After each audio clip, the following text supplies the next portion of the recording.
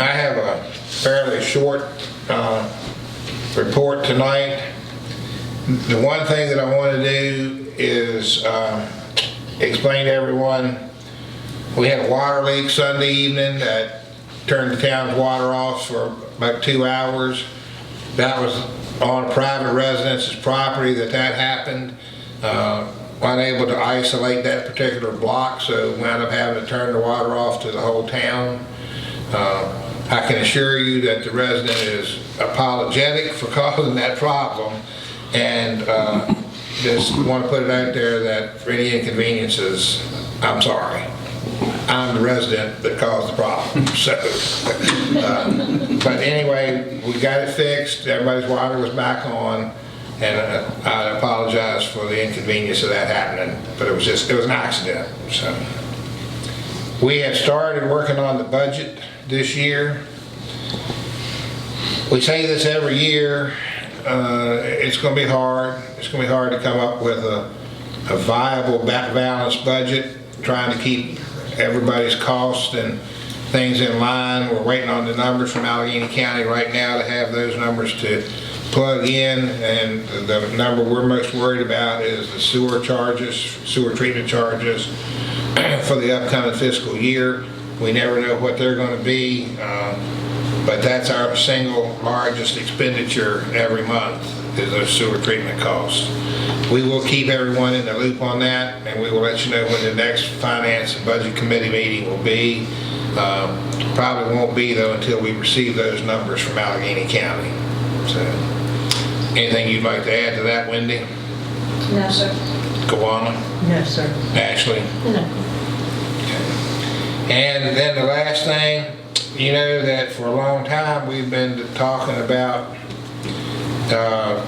the water system in Botetourt County that was formerly owned by Petrus Waterworks, David Petrus. Town's not been paid for the water that we've supplied to them for over a year. We're holding debt in the amount of around $50,000 owed us from Petrus Waterworks. They are a bankrupt company, so they are now through with that water system down there. And that ownership has been transferred to the Western Virginia Water Authority. So we're going to be working with them in the future. They will be the water and sewer collection provider for those residents just outside of Iron Gate as you go south on 220. They do have an informational meeting scheduled for those residents on March the 8th at 5:30 at First Baptist Church of Iron Gate, which is just across the line there, 23665 Botetourt Road, to share information and answer any questions that the residents of the system might have. And they have invited us to attend this public meeting, and they've asked me to share this with my staff and members of the community and other governing bodies.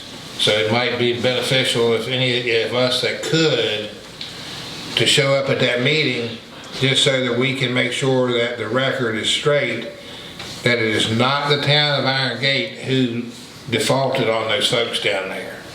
Could you repeat the date and the location? March 8th at 5:30 at the First Baptist Church of Iron Gate. And that's just right across the street from you almost. So I think I'm going to definitely go, but in as many of council that could be there to represent the town and make sure things, answers are given properly, that would be a good move, I think. So, that's all I have for my report tonight. I'd like to ask the town attorney, Jenkins, to give us an update on the lawsuit with Jennifer Simpson. Really not much of an update. Substantively, the only thing that's changed is we have a trial date set for the damages portion when folks will come down to the property, sort of review it, and decide how much the town owes, in theory. But that will not be held until late April of 2023. So I think it's April 25th, 26th, and 27th. But we'll certainly discuss it as it gets closer. But the courts are backed up with juries, I'm assuming criminal juries, between now and then essentially. So we've got over a year to worry about that, or not worry about it, as the case may be. Any questions for Jared about that? That backup from pandemic? Yeah. That's a heck of a backup. Any other questions?